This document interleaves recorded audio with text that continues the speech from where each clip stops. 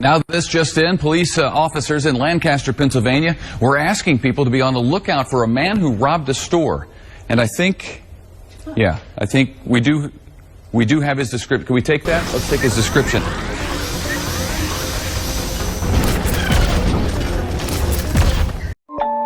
Rage on that beat, going crazy.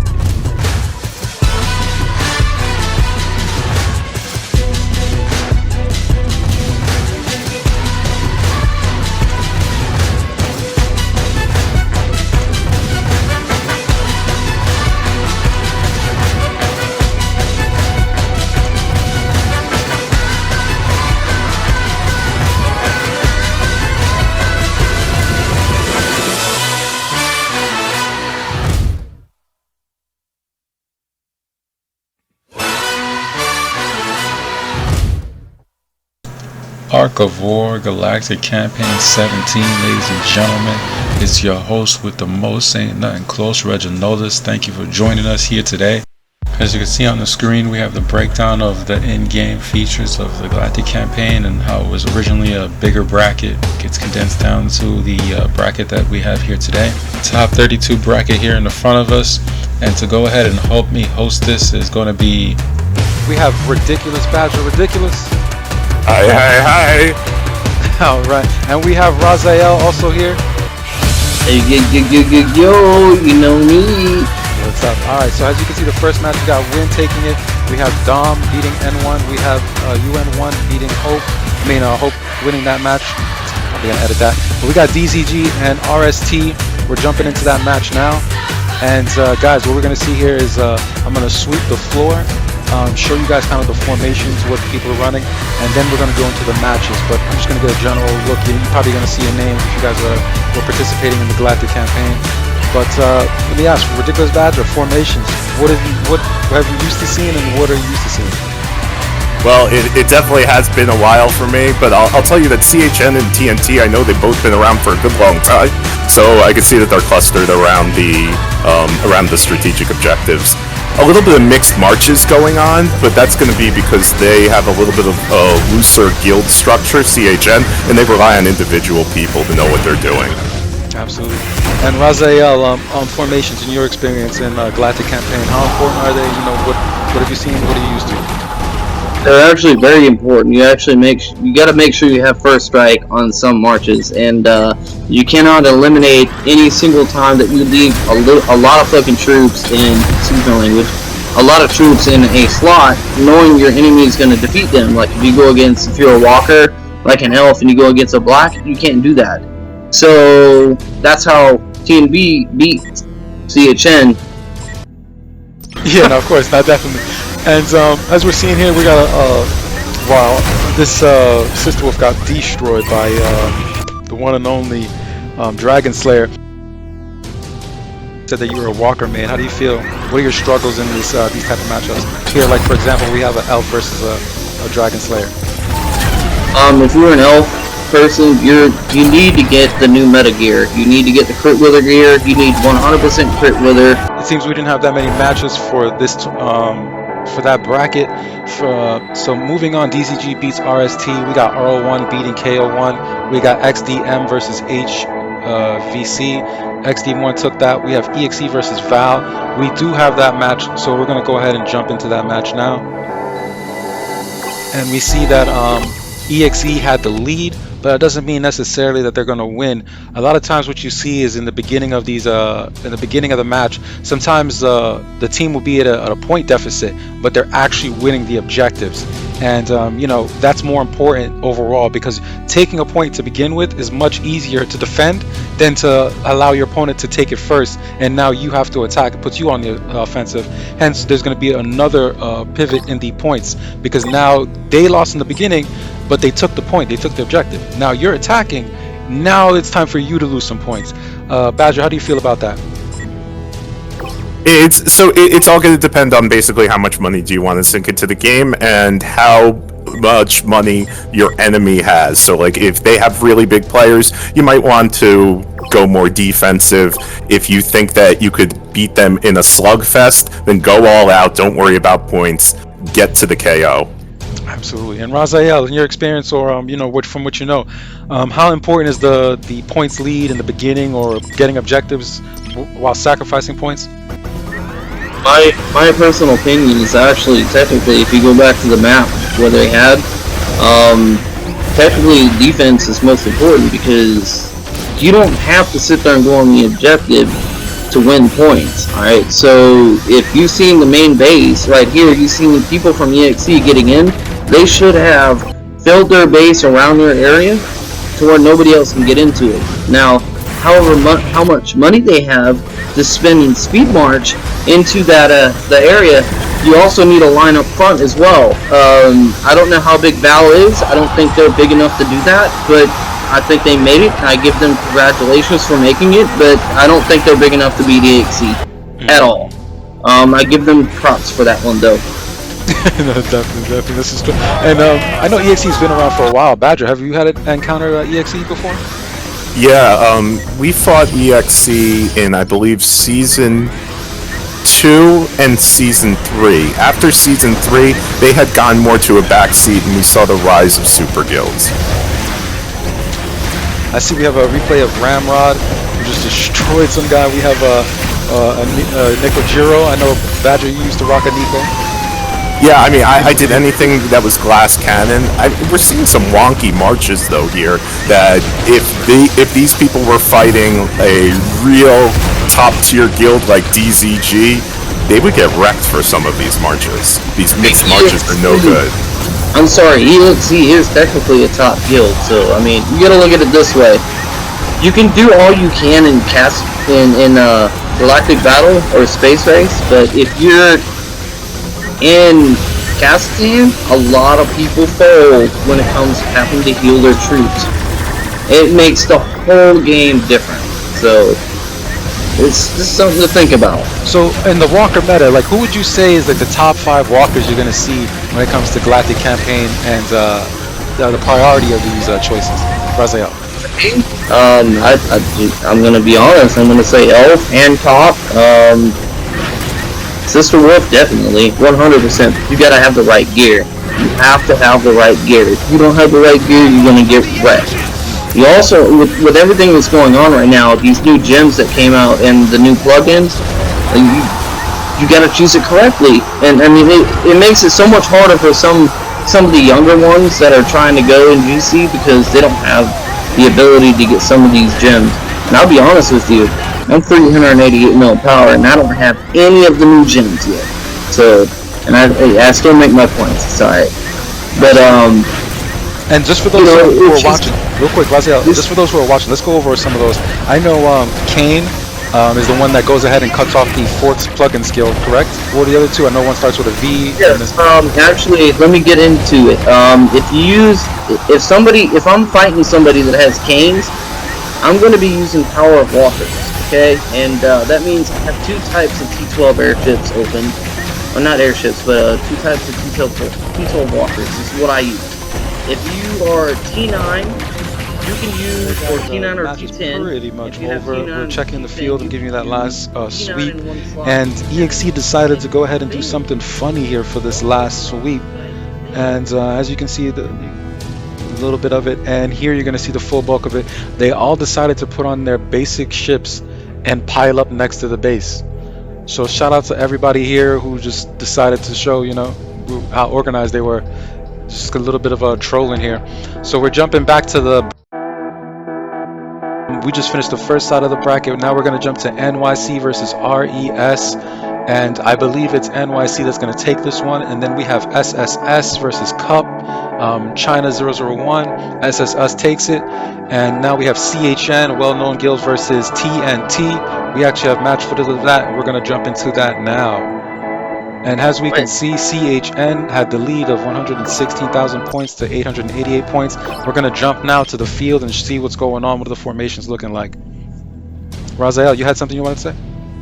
Yeah, Cup quit. They made a move. That's all I'm gonna say. They made a move in what sense? I'm not gonna say. They made a move. Oh, the sweet deets, the sweet deets. Just know it's in my favor. Hey, just know it's in my favor, alright? Alright, it's in your favor. Badger, you were saying?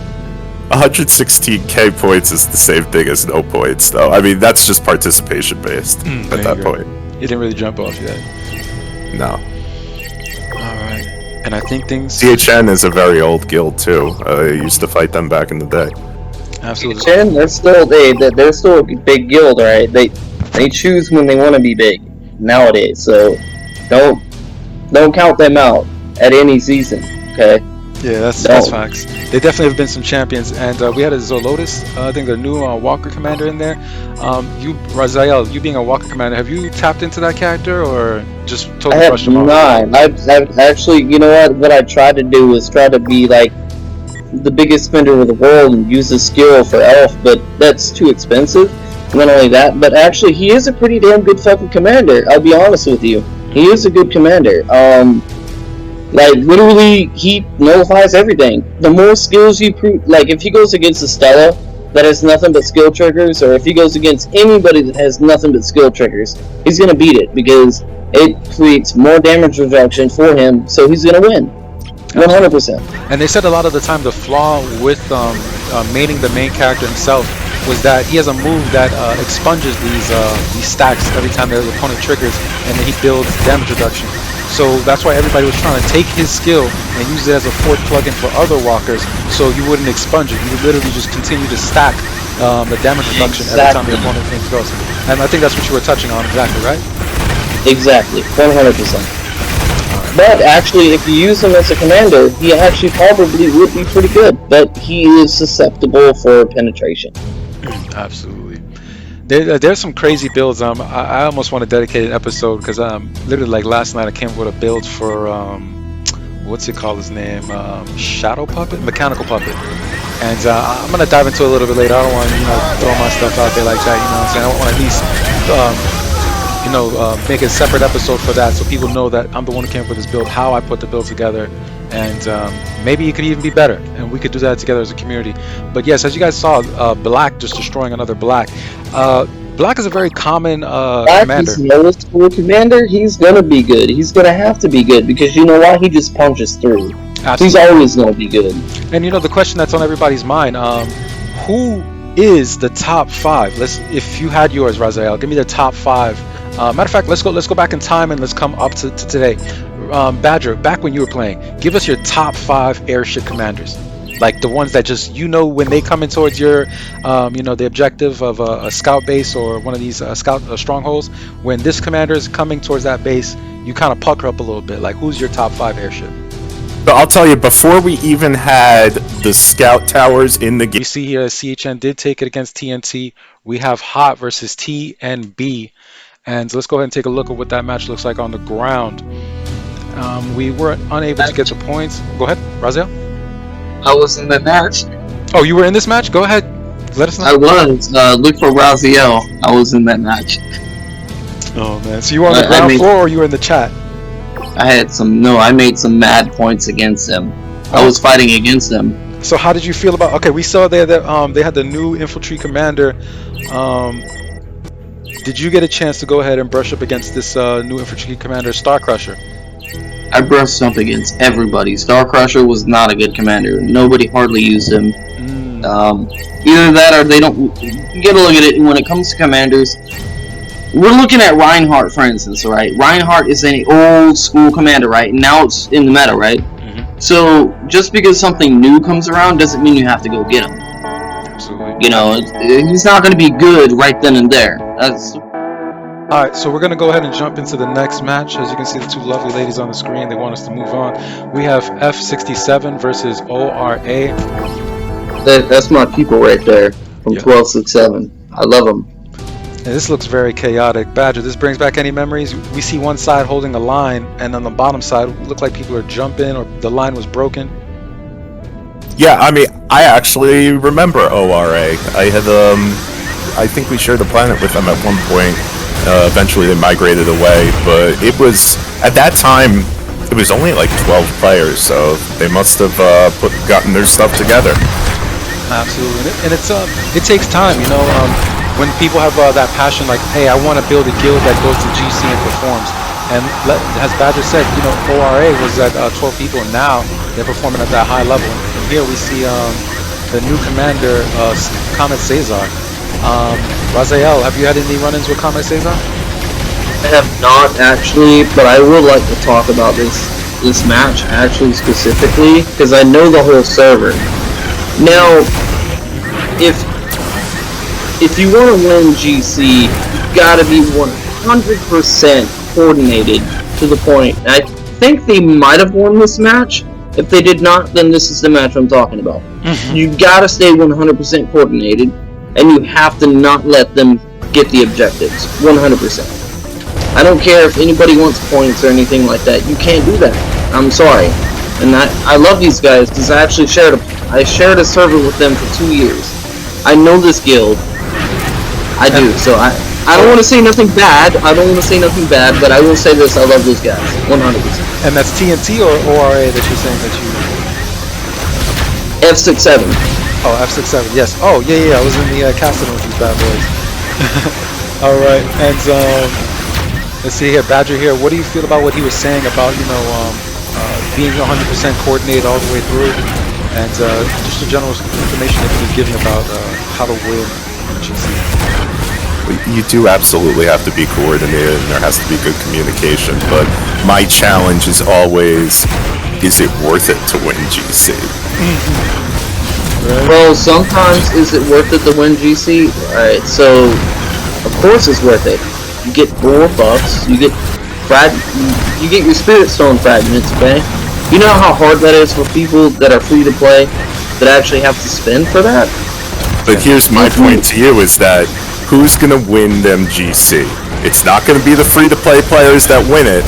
So why should I spend my money so that the free-to-play players can get a few things? I get you on that one. That's kind of why I moved. But I still, you have no idea how much I spent. You have no idea how much I spent to carry young guilds, man. I'm with you on that one. I'm with you on that one, 100%, Badger. I'm with you on that one, 100%. And I feel, This is why my question is it actually worth the money you spend to win GC? It costs hundreds of thousands of dollars for a team to win GC. Speed ups. I mean, gold jumps. I mean, yes, I agree with you, 100%. Yeah, it is very expensive. I agree with you. That is the nature of the game that we play, and it's an anomaly in itself. We all have things that we want to be good at, and I just feel that some people come across Ark of War and they're like, this is the one, regardless of the paywall and how the company wants to go ahead and acquire money in such a malicious way. But at the end of the day, it's what the community has gathered around and said, you know what, my name's going to be remembered here, or at least I'm going to take a screenshot on my phone when I win this. And for me, that screenshot on the phone moment for me is, I'm still trying to take over a planet. I just want to have my name on a planet one time. I'll probably just jump into a pool after that, you know what I mean? I don't even, that's just my goal. It's just, I think everybody else has their version of that goal, but that's why they spend, I feel. Yeah, but even running a planet is not worth it, right? Because all you're getting is the bragging rights, and in exchange for that, if you're on a planet with an active 2nd or 3rd guild, then you have to be on point, making sure that you're taking the caps and that you're holding them. It's so much cheaper to be the 2nd best guild than it is to be the server lords. Yeah, definitely. It's a on this one, and I agree with Badger on this one because I will say this though. I've been pondering for so many years to watch people just with any server just join one guild and actually like fight harder. You know what? You can make smaller guilds later. You know what I mean? And I just want to watch more competition. In some GCs, it's not that much competition in the top 32. It really is not. Like, you find some guilds that are trying to produce, and you know what? I can't say anything bad about them because the ones that do make top 32 are the ones that are doing exactly what I think. Like, they're really trying. But if we have more guilds that are like, instead of being separative, like, just fight, enjoy GC, like, what, you can send your whole march and not lose any troops. Come on. I mean, it's gotta be fun. I mean... Well, in general, GC is not fun for free-to-play players. It's not fun for moderate spenders. I don't know who it really is fun for, because if you start to tally up everything that you need in order to participate in the battle, you need speed-ups, like you said. You're gonna need to gold jump. You could send your whole march at the enemy and lose it all, but now it's stuck in your med bay. You have to use your meta crystals, and eventually when you run out of those, you have to use speed-ups. For a player who's trying to budget their spends and ensure that they're getting a return on every click that they make, GC is nothing but a black hole of loss, even if you win. No, it's actually about actually playing smart. You gotta play smart. You have to learn your commander. You gotta learn who you're good against. Now this just in, police officers in Lancaster, Pennsylvania were asking people to be on the lookout for a man who robbed a store. And I think we do have his description. Can we take that? Let's take his description.